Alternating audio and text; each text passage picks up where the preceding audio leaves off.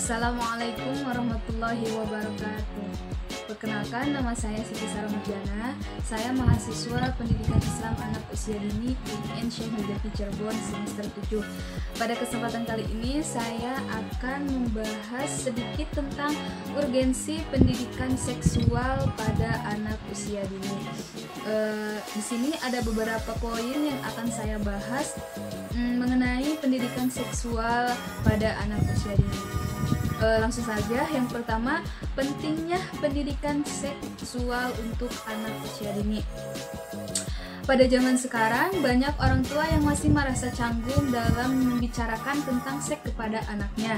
Padahal, jika pendidikan seks tidak diberikan sedini mungkin, anak-anak akan mencari informasi tentang seks dari sumber lain, baik dari lingkungannya, teman-temannya, atau bahkan dari internet. Sebab anak-anak pada masa sekarang sudah semakin cepat memahami alat-alat elektronik sebagai fungsinya. Ketika sang anak mencari informasi tentang seks dari sumber yang tidak tepat, maka akan terjadi kebingungan pada diri anak. Oleh karena itu, pendidikan seksual bagi anak usia dini diperlukan sedini mungkin. Clara Kriswanto, psikolog Jagatnita Consultation, dalam bukunya Seks, Es Krim dan Kopi Susu mengingatkan bahwa pendidikan seks untuk anak harus dimulai sejak dini, bahkan sejak usia 0 sampai 5 tahun atau masa balita, dan proses ini akan berlangsung hingga anak mencapai tahap remaja akhir. Pada zaman sekarang ini kebanyakan orang tua itu merasa apatis atau tabu dalam memberikan pendidikan seks untuk anak usia dini atau untuk anaknya, sampai akhirnya anaknya mencari informasi sendiri, entah itu dari lingkungannya, teman-temannya, bahkan anak mencari informasi di alat elektronik atau di internet. Nah, yang menjadi bingung kenapa? Karena anak menemukan hal yang mungkin tidak mereka ketahui dan mereka penasaran akan hal tersebut. Nah, jika orang tua tidak memberikan pendidikan seks untuk anak sedini mungkin, maka perilaku anak akan menyimpang kepada hal yang negatif. Nah, mengapa hal ini penting? Pendidikan seks yang ditanamkan sejak dini akan mempermudah anak dalam mengembangkan harga dirinya, kepercayaan dirinya, kepribadian yang sehat, dan penerimaan diri yang positif. Tadi sudah dijelaskan bahwa jika anak mencari informasi tentang pendidikan seks sendiri atau mencari informasi di internet, maka anak akan menyimpang kepada hal yang negatif. Nah, kalau orang tua memberikan pendidikan sejak dini, maka anak akan mengembangkan harga dirinya, terus kepercayaan dirinya, kepribadian yang sehat, dan penerimaan hal yang positif, tidak akan terjerumus ke dalam hal yang negatif. Nah, bagaimana cara mengajarkan hal ini kepada anak, apalagi berusia di atas 1 tahun? Nah, berikut adalah salah satu cara mengenalkan seks pada anak usia dini. Pertama, mengenalkan anak anatomi bagian tubuh serta menjelaskan fungsi bagian dengan bahasa sederhana. Misalnya dengan mengatakan bahwa tubuhnya adalah karunia yang sangat berharga dan harus dijaga dengan baik. Nah, ini adalah salah satu cara orang tua untuk bisa memberikan pendidikan seks kepada anak. Tidak harus dengan cara yang ribet. Nah, cara yang seperti ini sederhana namun dipahami oleh anak, bisa orang tua terapkan di rumah. Yang kedua yaitu membangun kebiasaan yang positif. Misalnya, tidak berganti baju di tempat umum, terus tidak pipis sembarangan tempat, terus menutup aurat atau bagian-bagian yang tidak pantas dilihat oleh orang lain. Nah, orang tua di rumah semua sudah mengetahui ya, bahwa kita sebagai orang muslim atau sebagai umat muslim itu dianjurkan untuk menutup aurat bagi muslimah perempuan. Bunda semua atau ayah semua di rumah bisa mengajarkan anak-anak kita menutup aurat sejak dini, karena mengajarkan hal yang positif sejak dini itu tidak rugi untuk kita semua. Bahkan mengajarkan hal yang positif sejak dini akan terbawa setelah anak dewasa nanti. Yang ketiga, menanamkan pentingnya menjaga organ tubuh tertentu seperti alat vital dari sentuhan orang lainnya. Tentunya disertai penjelasan sederhana yang bisa ia terima dan mengerti dengan baik. Nah, yang ketiga ini yaitu orang tua di rumah bisa mengajarkan kepada anak bahwa alat-alat atau alat vitalnya itu atau alat kelaminnya itu tidak boleh disentuh oleh siapapun meskipun oleh keluarga sendiri. Nah, nanti orang tua memberi pemahaman yang sederhana kepada anak akan hal tersebut. Nah, yang keempat, membiasakan anak berpakaian sesuai identitas kelaminnya sejak dini. Nah, banyak banyak kelalaian orang tua untuk hal ini. Mereka membuat anak perempuan menjadi tomboy dan anak laki-laki menjadi feminim. Nah, dalam kondisi ekstrim tersebut, anak bahkan bisa mengalami kebingungan untuk identitas seksualnya. Nah, sudah saya jelaskan tadi bahwa orang tua di rumah bisa menerapkan atau mengajarkan cara berpakaian anak sejak dini sesuai dengan kelaminnya. Ya, kalau perempuan dia pakai kerudung, pakai baju tertutup. Nah, kalau laki-laki ya dia pakai baju sesuai dengan jenis kelaminnya. Jangan terbalik, perempuan seperti laki-laki, laki-laki seperti perempuan. Nah, itu bukan konsep yang bagus untuk anak. Nah, selanjutnya, hal-hal seperti itulah yang menurut Clara bisa dikembangkan menuju perilaku yang menjunjung sopan serta perilaku terhadap moral dan etika, yang pasti pula adalah akan sangat berguna dalam perkembangan konsep dan citra diri positif anak dalam kehidupan sosialnya kelak.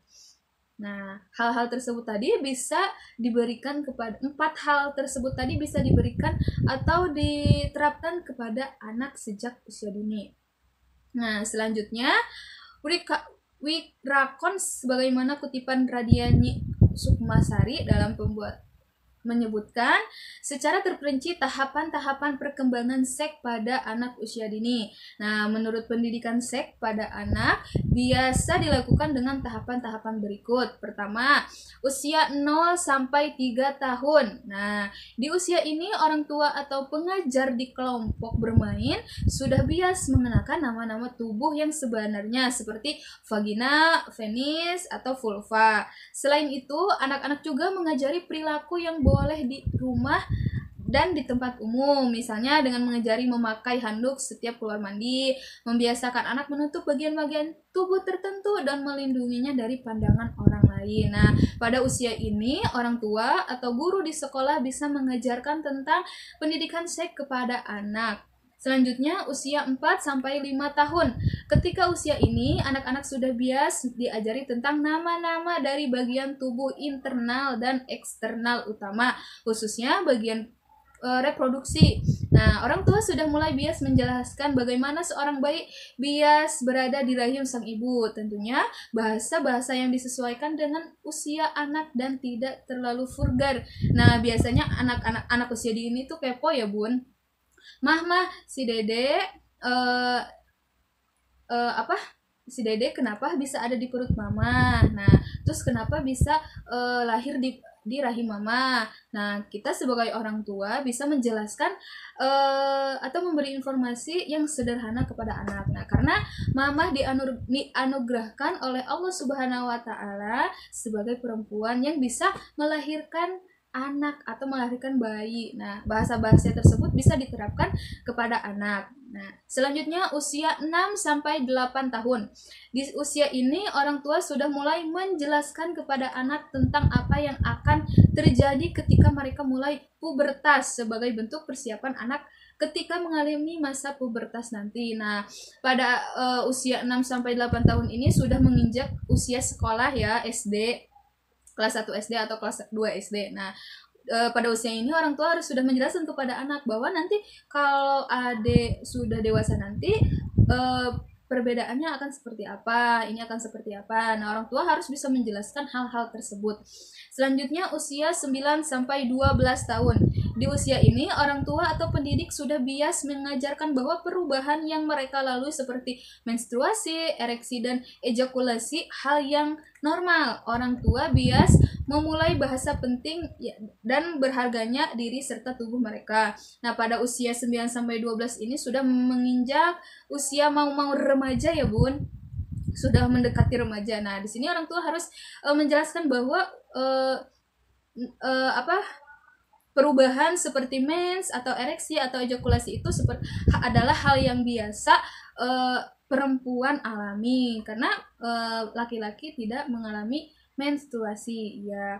Nah, selanjutnya usia 13 sampai 18 tahun. Nah, pada usia ini adalah usia remaja, sudah mulai tertarik terhadap lawan jenis. Oleh karenanya, sah-sah saja ketika orang tua membahas tentang cinta, keintiman, dan cara mengatur batas dalam hubungan mereka dengan lawan jenis. Orang tua bias mengaji anak tentang hubungan yang tenang, sebaya, konflik yang mungkin dialami, dan kemungkinan-kemungkinan yang akan terjadi guna membantu agar anak terhindar dari situasi yang tidak mengenakan mereka. Nah, pada usia ini sudah menginjak usia remaja dan anak-anak sudah mengenal atau tertarik terhadap lawan jenisnya. Orang tua bisa mengajarkan atau orang tua bisa memberikan pendidikan seks ya, pendidikan seks kepada anak. Bukan kita melarang anak untuk beradaptasi atau tertarik kepada lawan jenis. Hanya saja orang tua harus pandai-pandai memberikan informasi atau memberikan pendidikan kepada anak tentang entah itu cinta atau keintiman dan cara mengatur batasan antara perempuan dan laki-laki. Nah, tadi peran orang tua dalam mengajarkan atau memberikan pendidikan seksual kepada anak usia dini. Nah, sekarang yaitu peran guru dalam memberikan pendidikan seksual kepada anak usia dini. Nah, seperti yang dikemukakan oleh Rusidono, peranan guru sebagai perencana dalam pembelajaran adalah guru merencanakan suatu kegiatan pembelajaran yang akan dilakukan bersama anak didik. Dengan demikian, guru sangat berperan penting membuat perencanaan pembelajaran yang akan berhubungan dengan mengenalkan pendidikan seks kepada anak sebelum memulai kegiatan pembelajaran di kelas. Selanjutnya, peranan guru dalam melaksanakan pembelajaran pendidikan seks pada anak sangat penting, karena dalam melaksanakan pembelajaran harus sesuai dengan apa yang sudah dibuat dan direncanakan sebelumnya agar pelaksanaan mencapai hasil yang diharapkan. Selanjutnya, pelaksanaan pembelajaran adalah proses yang diatur sedemikian rupa menurut langkah-langkah tertentu agar pelaksanaan mencapai hasil yang diharapkan. Nah, peranan guru dalam melaksanakan pembelajaran seksual kepada anak usia dini. Pertama, sebagai pengajar, guru mengajarkan kepada anak mulai dari perbedaan laki-laki dan perempuan, mengenalkan anatomi tubuh, fungsi dari bagian-bagian anggota tubuh, dan cara menjaga kebersihan anggota tubuh dengan cara mengajak anak bernyanyi dan bercakap-cakap. Nah, proses pembelajaran yang guru berikan kepada anak tentang pendidikan seksual ini bisa dimulai dari bercakap-cakap atau bernyanyi bersama anak. Nah, guru juga bertanya tentang perbedaan mana laki-laki, mana perempuan. Nah, bisa dimulai dari hal sesederhana itu ya.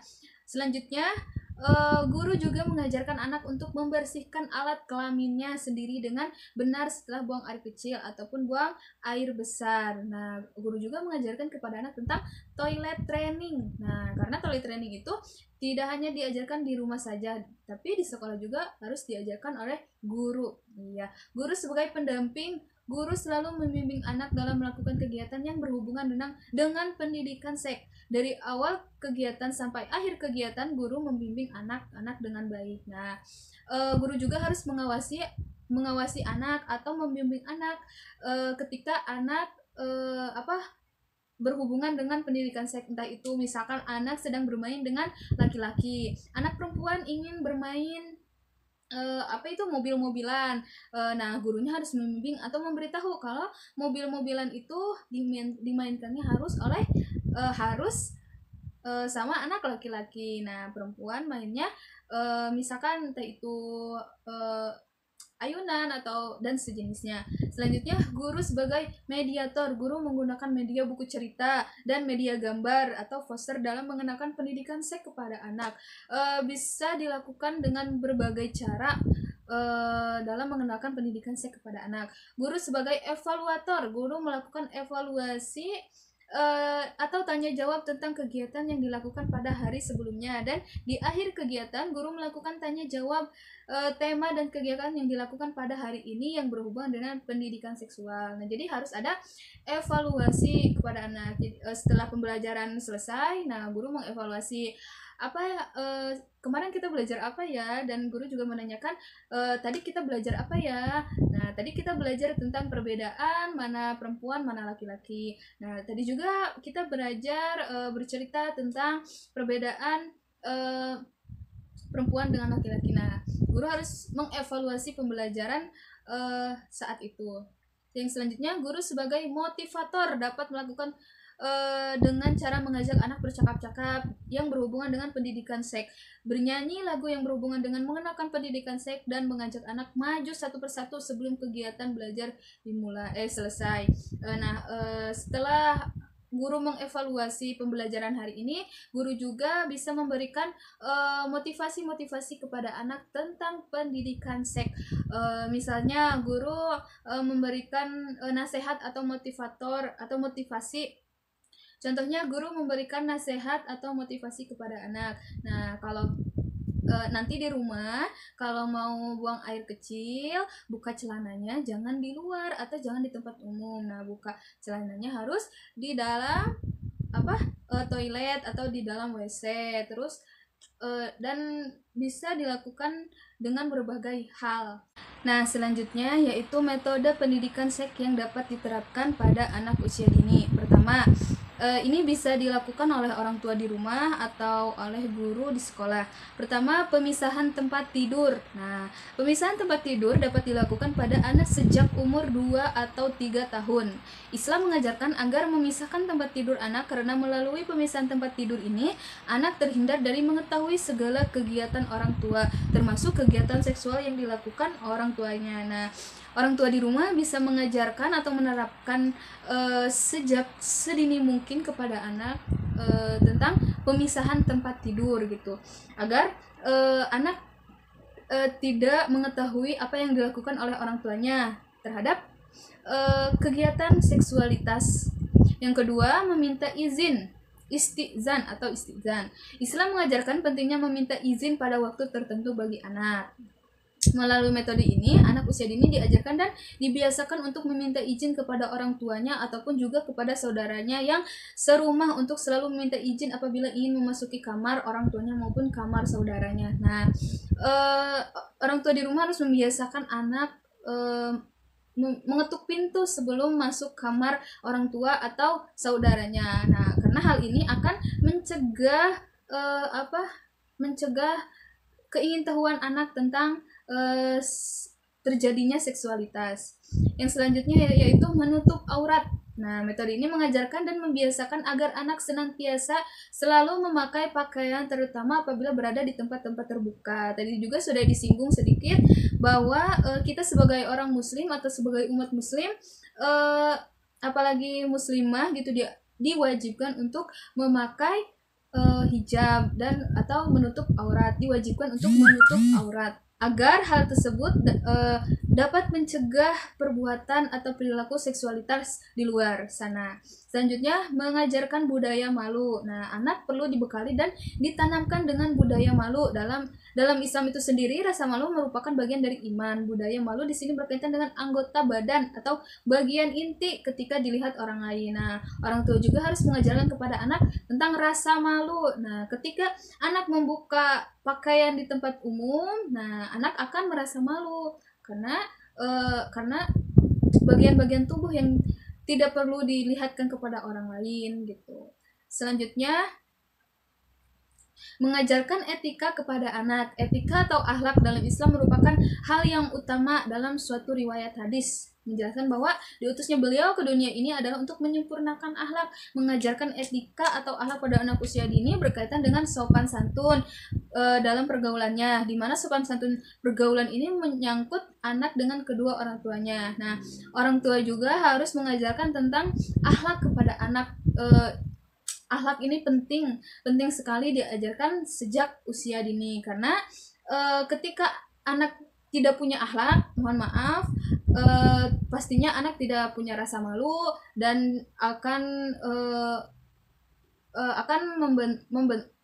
membantah perintah orang tua. Nah, ketika anak sudah tidak mempunyai rasa malu, tidak mempunyai akhlak, mereka akan bebas bergaul dengan siapa saja, perempuan dengan laki-laki, laki-laki dengan perempuan. Nah, ketika mereka sudah bercampur seperti itu, maka kekerasan pada anak atau kekerasan seksual pada anak akan terjadi.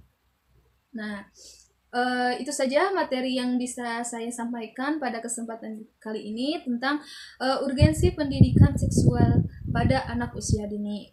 Mohon maaf jika banyak sekali kekurangan. Saya akhiri. Wassalamualaikum warahmatullahi wabarakatuh.